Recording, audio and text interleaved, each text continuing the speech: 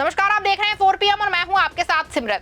दोस्तों, एक और जहां बिहार चुनाव का बिगुल बजने वाला है, लेकिन इस बिगुल से ठीक पहले ही पलटू चाचा यानी कि नीतीश कुमार की पार्टी की दीवार अचानक दरकने लगी है। दूसरी ओर चुनाव के बाद ये ना सिर्फ बीजेपी के लिए बड़ा खतरा बन सकती है, बल्कि अपने पीएम साहब की कुर्सी भी बिहार चुनाव हिला सकती है। आपको बता दूं कि पूरे मामले में बड़ी खबर निकल के सामने आ रही है कि जदयू का ये आखिरी चुनाव हो सकता है, क्योंकि पार्टी या तो टूट के खत्म हो सकती है या फिर अपने वजूद को तलाशने पे मजबूर हो जाएगी। ये बात क्यों चर्चा में अचानक आ गई है और कैसे नीतीश कुमार की टेंशन एक विधायक ने बढ़ा दी है, सब कुछ मैं आपको अपनी रिपोर्ट में बहुत अच्छे से बताने वाली हूं।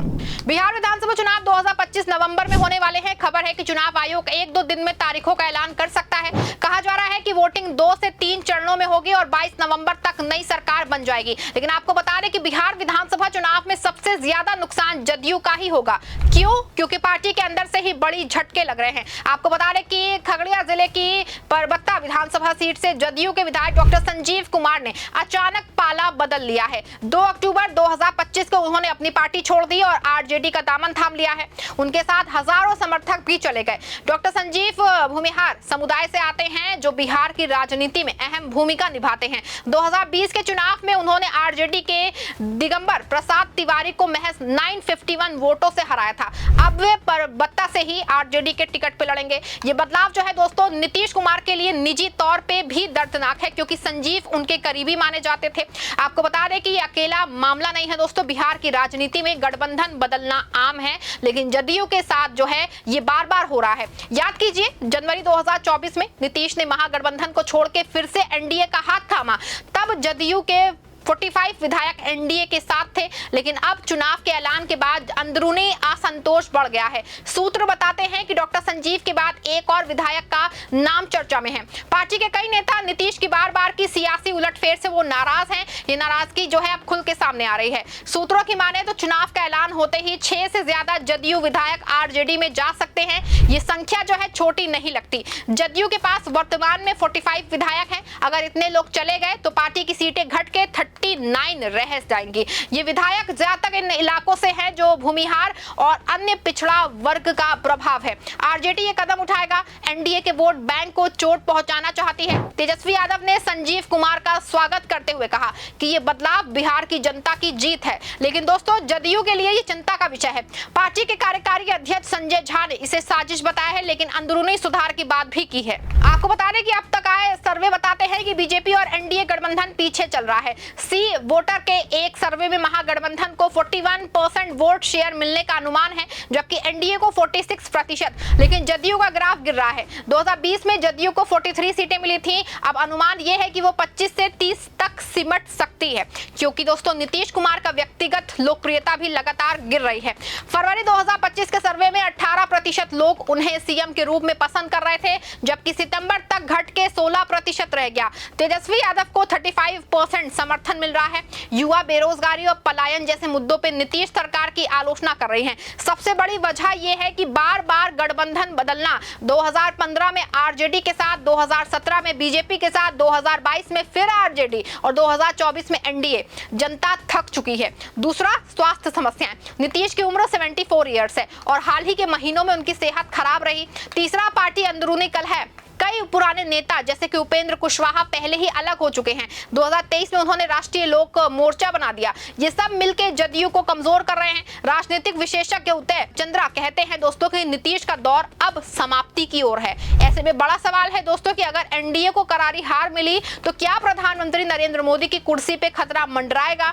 बिहार 40 लोकसभा सीटें भेजता है। 2024 के लोकसभा चुनाव में एनडीए को 30 सीटें मिली, बीजेपी को 12, जदयू को 12। अगर विधानसभा में हार हुई तो ये सीटें विपक्ष के पास चली जाएंगी। मोदी सरकार पहले से ही गठबंधन पे टिकी है। जदयू और टीडीपी जैसे सहयोगी महत्वपूर्ण है। बिहार की हार से मोदी की छवि को झटका लगेगा। विशेषज्ञ कहते हैं कि ये 2015 जैसी स्थिति पैदा कर सकती है, जब बिहार हार से मोदी के सुधारों को रोका था। लेकिन अभी एनडीए बहुमत में है, पर बिहार हार से अस्थिरता बढ़ सकती है। ऐसे में जदयू के लिए 2 रास्ते दिख रहे हैं। पहला, पार्टी आरजेडी या इंडिया गठबंधन के साथ चली जाए। नीतीश के पुराने रिश्ते लालू परिवार से हैं। अगर ऐसा हुआ तो बिहार में महागठबंधन मजबूत हो जाएगा। दूसरा रास्ता है पूरी पार्टी टूट जाए। कई छोटे गुट बन सकते हैं, जैसे कि 2023 में उपेंद्र कुशवाहा ने किया। राजनीतिक पंडितों का मानना है कि हर हाल में जो है जदयू को नुकसान होगा। प्रशांत किशोर ने भविष्यवाणी की है कि जदयू 25 सीटों से ज्यादा नहीं जीतेगी। अगर ऐसा हुआ तो पार्टी का अस्तित्व संकट में पड़ जाएगा। विशेषज्ञ अभय कुमार कहते हैं कि जदयू का वोट शेयर 14.5% तक सिमट सकता है। ऐसे में हर तरफ से नुकसान जदयू का ही है। राजनीतिक पंडितों की राय एक मत है, जदयू हर तरफ से घिर गई है। एनडीए में बीजेपी हावी है जो जदयू को छोटा भाई बना रही है। महागठबंधन में आरजेडी दबंग है। स्वतंत्र लड़ने पे जन सुराज जैसे नए दल वोट काट लेंगे। दोस्तों आपको बता दूं कि नीतीश का सिस्टम अच्छा था, लेकिन व्यक्तिगत लोकप्रियता की कमी ने पार्टी को कमजोर किया है। एक सर्वे में 58% लोगों ने कहा कि नीतीश की विश्वसनीयता बहुत घटी है। बिहार की सड़कों पे उतरिए तो लोग यही कहते हैं। एक किसान बोला कि जदयू ने विकास किया, लेकिन अब टूट फूट से भरोसा उठ गया है। एक युवा ने कहा बेरोजगारी है, पलायन है, नीतीश जी क्या करेंगे, जनता नाराज है। 75 लाख बिहारी दूसरे राज्यों में मजदूरी करते हैं। ये मुद्दा जो है विपक्ष उठा रहा है। जदयू को इसे संभालना होगा। जदयू का इतिहास देखें दोस्तों तो समझ में आएगा। 2003 में समता पार्टी और जनता दल का विलय हुआ। नीतीश ने बिहार को जंगल राज से निकाला। 2005 में एनडीए के साथ जीत, 2015 में महागठबंधन, लेकिन उलटफेरों ने छवि खराब की।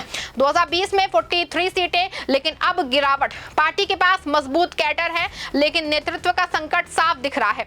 दोस्तों विधायक जा रहे हैं, अगर विधानसभा में हार हुई तो और लोग भागेंगे। पूरी पार्टी 2-3 गुटों में बंट सकती है। एक गुट नीतीश के साथ रहेगा, दूसरा आरजेडी में, तीसरा स्वतंत्र है। ये जो बिहार है वो राजनीति को और जटिल बना देगा।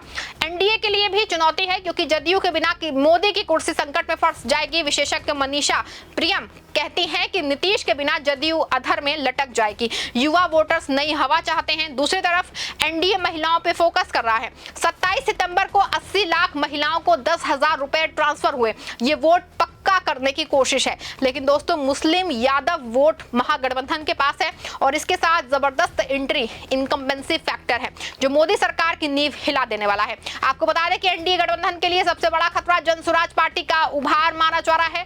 प्रशांत किशोर ने 5000 किलोमीटर पैदल यात्रा की। उनका फोकस शिक्षा और भ्रष्टाचार पे। सर्वे में 10 से 11% वोट शेयर अनुमानित है। ये लेफ्ट के गढ़ों में सेंध लगाएगा, जो जदयू को भी प्रभावित करेगा। वैसे दोस्तों आपको बता दूं कि जदयू का आधार ईबीसी और महादलित है, लेकिन आरजेडी यादव मुस्लिम पे कायम है।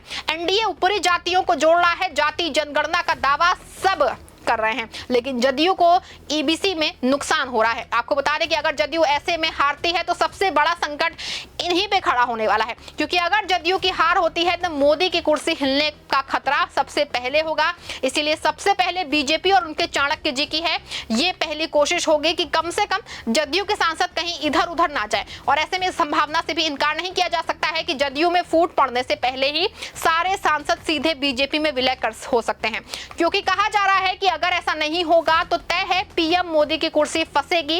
ऐसे में साफ है हर तरफ से सीधा नुकसान जदयू का ही होगा। आपको बता दें कि राष्ट्रीय स्तर पे बिहार हार जो है मोदी को कमजोर करेगी। 2024 लोकसभा में बिहार ने एनडीए को मजबूत किया है। अब विधानसभा हार से संसदीय समर्थन घटेगा, सुधारों पे असर पड़ेगा। अगर चुनाव बाद अगर महागठबंधन जीता तो तेजस्वी सीएम बन सकते हैं। ऐसे में जदयू में बिखराव देखा जा सकता है। जदयू का क्या होगा दोस्तों? बिहार की सियासी उथल पुथल हमें सोचने पे मजबूर करती है। जदयू की दीवार दरक गई है। चुनाव बाद बंटाधार तय लगता है। आप क्या सोचते हैं दोस्तों? अपनी राय कमेंट में जरूर लिखिएगा। इस खबर को लाइक और शेयर भी करिएगा। अगर हमारे चैनल पर नए हैं तो हमारे चैनल को सब्सक्राइब भी करिएगा।